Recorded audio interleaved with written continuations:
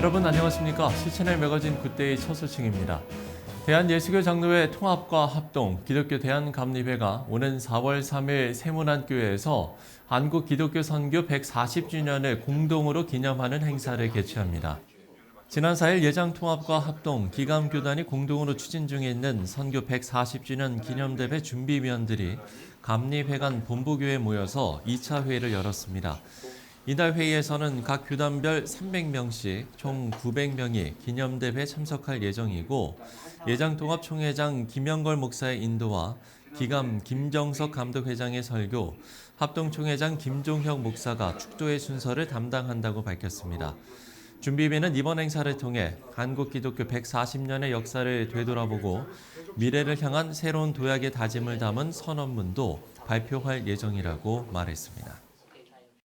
초고령 사회에 접어들면서 다수의 베이비붐 세대의 목회자가 은퇴를 시작하는 2025년, 최근 목회데이터 연구소가 서울 종로구 연동교회에서 목회자의 노후 준비 실태와 인식 조사 결과를 발표하는 포럼을 개최했습니다. 한국교회 목회자 500명을 대상으로 한 이번 조사에서 목회자 3명 중에 2명은 노후 준비를 아직 못하고 있고 그 이유로는 경제적으로 노후 준비를 할 여력이 없어서를 꼽은 목회자들이 88.3%, 너무 바빠서가 5%, 관심이 없어서가 4.4%의 순으로 나타났습니다. 이날 참여자들은 주요 연구 결과 발표를 통해서 향후 목회 은퇴 준비를 위한 교단과 교회 대처가 필요하다고 제안했습니다.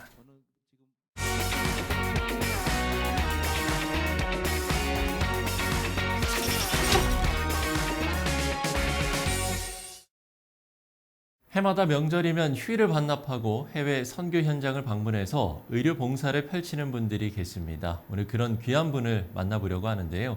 사랑플러스 병원 국희균 원장 스튜디오에 모셨습니다. 원장님 안녕하십니까? 네, 안녕하세요. 예.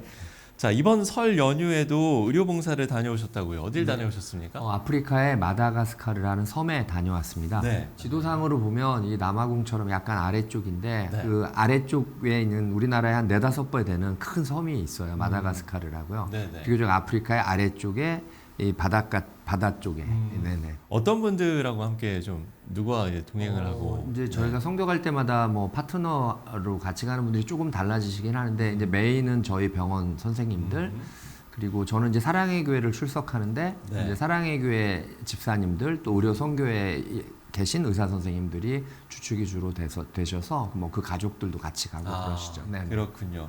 가실 때마다 그 갈 곳을 정하는 것도 상당히 좀 쉽지 않을 것 같은데 네, 그렇죠. 마다가스카르를 가게 된 계기가 있습니까? 근데 원래는 저희가 이제 지원하는 후원 선교사님들 지역으로 오랫동안 다녔는데 네. 그게 비행기 시간으로 치면 5-6시간 안쪽에 있는 데인데 그래서 이제 병원을 하다 보니까 너무 멀리 가는 게 주저 그렇죠. 됐었어요. 네. 근데 이제 한 2년 전에 이 케냐에 마사이족 그 선교를 하시는 우리 안창호 선교사님인가 계신데 네. 거길 가게 됐어요. 큰 결심을 하고 한 일주일. 그러고 나니까 이제 아프리카가 좀 가깝게 느껴져서 알고 가깝지 이제 않은데요. 근데 이제 한번 경험을 하고 나니까 좀 예. 이게 갈 수 있겠구나. 그리고 작년에는 이제 파푸아뉴기니도 먼데 그런데 이제 먼 지역을 가게 하셔서 가고 나니까 이제 좀 자신감이 생겨서 저희가 이번에 오래 전부터 이제 한번 알고 계셨던 이재훈 박재현 선교사라 의료 선교사세요. 네. 그래서 한 2년 전부터 갈게요 하다가 이번에 이제 저희가 크게 결심을 하고 또 여러 가지 상황을 하나님이 허락하셔서 가게 됐습니다. 네. 그럼 원장님 그 마다가스카르에 대해서 조금 더 혹시 설명해 주실 부분도 있으실까요? 네. 마다가스카르가 이제 우리나라의 한 4-5배 큰데 모든 의료가 수도 중심으로 이루어져 있고 네네. 저희가 간 지역도 사실은 도립병원 정도의 규모의 병원이라고 하는데 네. 엑스레이 사진 찍는 게 없더라고요. 뭐 CT는 당연히 없고요. 그리고 수술실에도 지혈대가 없어서 제가 천으로 묶고 다리를 골수염 환자 절단을 했던 정도로 그리고 현재 그 오지라고 해당하는 분들, 우리 오지는 아닌데 우리로 치면 한 5-60만 정도에 되는데도 대부분 의사가 없는 데가 많아요. 그래요? 네. 그래서 실제로 병원을 우리가 찾는다는 게 현재에서는 거의 불가능하고 또 하나는 병원이 아까도 조금 말씀드렸지만 그쪽에서 입원할 수 있는 상황이 아니라 침대와 건물만 있어가지고 네. 실제로 이불도 갖고 가야 되고 밥도 해 먹어야 되고 뭐 그런 상황이죠. 그리고 대부분 의사들이 어떤 전문성이 좀 없어요. 그러니까 이제 일반의 수준의 의사들이 대부분이 있기 때문에 아마 신뢰도 좀 떨어지는 것 같고, 그리고 좀 느낀 점은 의사분들이 우리나라 분들처럼 친절하지는 않은 것 같아요. 예, 그런 것도 있고. 그래서 그 이재원 선교사 분께서 그쪽에서 했던 건 뭐냐면 네. 외과적 수술을 거의 못 받거든요. 그러니까 산모가 제왕절개를 해서 아이를 출산할 수 있는 상황까지도 안 돼서 선교사님이 15년 동안 제왕절개, 그다음에 맹장염이 생겨도 죽어요. 그러니까 그런 정도 수술, 그다음에 복막염, 뭐 이렇게 몇 가지 응급 수술 한 7가지 정도를 할 수 있는 그런 오지 선교 제도를 만들어서 이번에 갔을 때 20명의 의사들, 제1호 의사들을 이번에 배출하는 의미 있는 자리였습니다. 그래서 이제 그것들을 미국에서 오신 의사 선생님들이 마지막 점검을 좀 해주고, 저희도 정형외과적인 또 내과적인 점검을 해서 이제 파송할 수 있는 파송 예배 겸 뭐 이렇게 했던 거거든요. 지금 이제 이 뉴스를 시청하시는 분들도 이 마다가스카르라는 곳이 생소하게 느끼시는 분들도 상당히 좀 많을 것 같거든요. 거기 지금 선교지 현황, 그리고 마다가스카르를 가봤더니 실제로 좀 어땠습니까? 우선은 기독교 인구가 생각보다 많으세요. 40~50% 이상 되고. 네네. 근데 리더들이 좀 부족해서 일꾼이 좀 필요하다는 걸 느꼈고, 저희가 이제 진료 전에 먼저 이제 목사님이나 선교사분들이 말씀을 설교를 하시고 영접 기도도 하고 뭐 이러는데 한 80~90% 이상 분들이 예수님 영접하겠습니까? 하면 다 손을 드시고, 그게 그냥 드시는 게 아니라 진짜로 눈에서 정말 예수님을 원하는 그러한 것들 느낄 수가 있었어요. 4일 내내. 그런 거 봐서는 일꾼이 잘 세워지면 우리나라가 이렇게 번영했듯이 마다가스카르도 앞으로 번영할 수 있지 않을까. 특히 20~30대 연령층이 굉장히 많더라고요. 예, 그래서 마다가스카르의 미래를 아마 하나님 축복하신다 그러면, 일꾼들이 세워지면 하나님의 복음의 어떤 아프리카의 좋은 기지가 되지 않을까 하는 그런 개인적인 생각을 했습니다. 예, 그렇군요. 선교지에서 의료 봉사자들이 온다 이러면 정말 먼 곳에 사는 이웃들까지 다 불러서 올 정도로라고 하는데 실제로 좀 그렇습니까? 어떻습니까? 그럼요. 제가 13살짜리 여자아이를 이제 골수염 환자를 수술을 했는데 이게 수술실 상황이 너무, 이게 미리 예약한 환자만 100명이 넘으니까 4일 동안. 그래서 이제 꼭 늦은 시간 해줘야 될까 이런 생각을 했는데 사연을 들어봤더니 네 분이 오토바이를 가족이 5시간 동안 오토바이를 타고 저희 진료를 보기 위해서 오신 거예요. 그리고 그쪽 병원은 식사를 안 줘요. 이부자리도 없고. 그러니까 아주 낡은, 정말 뭐 이번에 이스라엘 전쟁 때 폭격 맞은 형태의 그 병원에 그 외관은 비슷해요. 그 밥도 안 주고 이부자리도 없는데 그런 상황에서 그분들이 그렇게 5시간씩 오토바이를 타고 올 정도로. 근데 그분만 그런 게 아니라 많은 분들이 새벽 4시부터 일어나서 왔다 그러고. 네, 그러한 그 상황이죠. 그러니까 이제 뭔가 더 해주고 싶은 마음이 막 저절로 생기고. 그럴 것 같아요. 네, 그런 마음이 생기더라고요. 예. 가까운 곳도 아니고 이렇게 마다가스카르처럼 정말 먼 곳에 가려면 뭐 챙겨야 할 것도 좀 많을 것 같고요.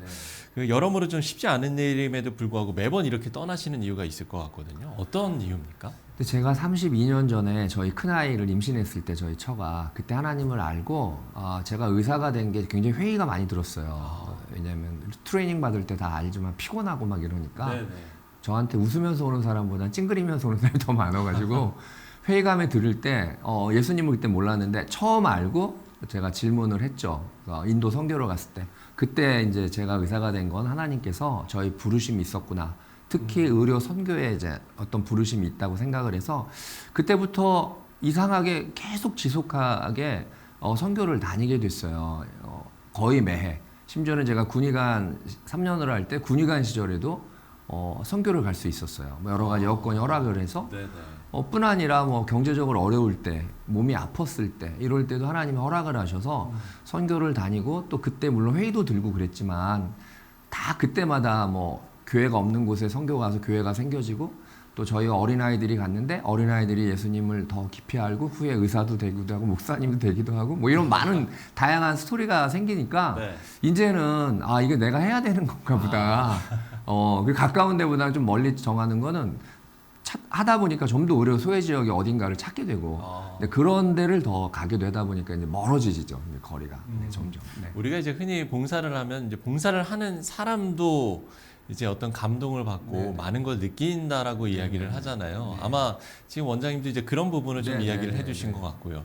뭐 조금 전에 이야기를 해주셨습니다만 함께 하시는 분들 이야기를 하셨잖아요. 그분들은 네. 좀 어떤 이야기들을 하시던가요? 이번에 마다가스카르 갔을 때는 사실 저희 교회 이제 집사님들이 많이 가셨는데 네네. 그 어떤 여집사님이 6살, 그러니까 6학년 아이를 데리고 왔어요, 아들. 아 거기를요? 네, 그래서 공통적으로 저한테 하시는 말씀이 의료 선교에 우리가 필요하겠습니까?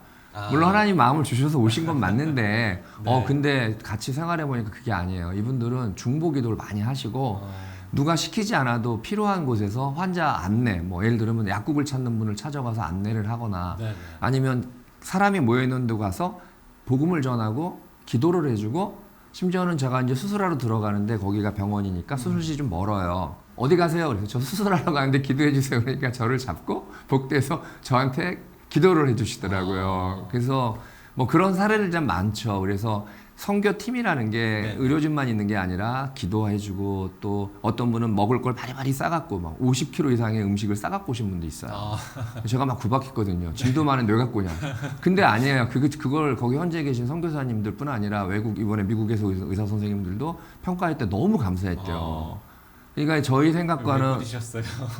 그러니까 뭐 저는 짐이 많으니까 선교사님들 요구한 짐을 날리기도 사실은 빠듯한데 먹을 걸 왜 갖고 왔냐 그랬는데 필요했던 거더라고요. 그래서 함께 간 분들은 선교의 마음을 하나님이 주셨기 때문에 꼭 필요해서 팀으로 묶어 주셨다는 걸 많이 느꼈죠 이번에. 예. 네네. 자, 해외뿐만 아니라 국내 외국인들을 위한 사역도 많이 하는 걸로 알고 있습니다. 좀 더 구체적으로 설명을 해주신다면요? 이제 함께 선교지에서 만났던 목사님들 중에서 국내에서 역파송 선교사라고 이제 외국인들이 모여 있는 집단에서 교회를 세우고 훈련시켜서 이렇게 보내는 분들을 우연히 알게 됐어요. 그 중에서 이제 대표적인 게 평택에 보면 꽃동산 캄보디아 교회라고 캄보디아인들이 모여서 하는 네. 교회, 그 다음에 성남에 가면 필리핀 노동자들이 많아요. 그러면 필리핀 열방교회라고 이제, 그 다음에 의정부에는 태국인들이 모여 있는 데가 있어요. 태국, 그래서 펠로우십 교회라고 태국인들 교회죠. 그래서 오래전부터 알고 있던 선교사님들이 외국인들이 모여 있는 곳에 교회를 세우고 그들만의 교회를 만들고 훈련시켜서 본국에 선교사로 파송하고 신학을 시키고 이런 지역을 자주는 못 가지만 그래도 가능하면 3개월에 한 번씩은 이렇게 저희가 가서 진료도 하고 또 그 전에 예배도 함께 하고 음식 먹고 교제도 하고 그런 것들을 좀 해오고 있었습니다. 네네. 예. 자, 국내 사역 내용까지 저희가 들어봤습니다.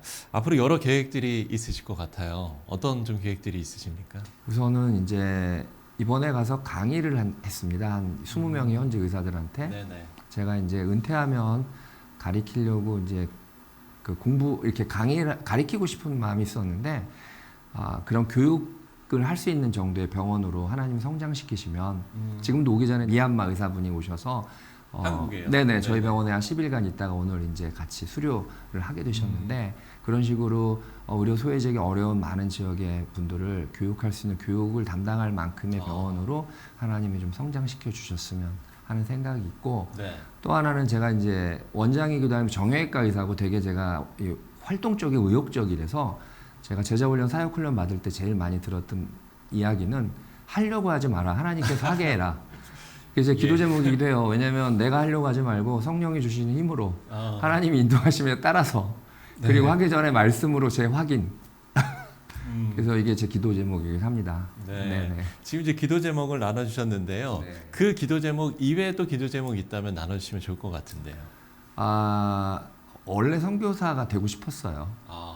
근데 이제 병원이 안정이 되면 1년에 한 절반 이상을 해외에 필요로 하는 곳이 많이 있더라고요. 그래서 그곳에 가서 정말로 그 분들과 함께 생활하면서 현지 선교사처럼 지낼 수 있는 기회가 왔으면 하는 생각이 새록새록 들더라고요. 이번에 마다가스카르 갔다 오니까.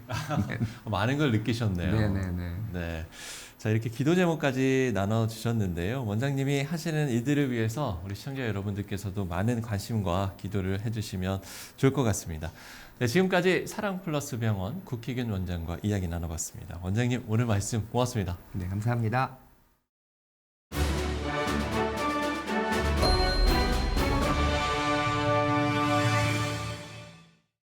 네, 봉사의 자리에서 섬기시는 분들의 공통적인 고백이 있습니다. 섬기면서 더 큰 은혜를 받는다는 건데요. 섬기고 나누면서 더 커지는 은혜의 신비를 우리의 삶에서도 만날 수 있어야겠습니다. 시천의 매거진 굿데이 오늘 순서는 여기까지입니다. 시청해주신 여러분 고맙습니다.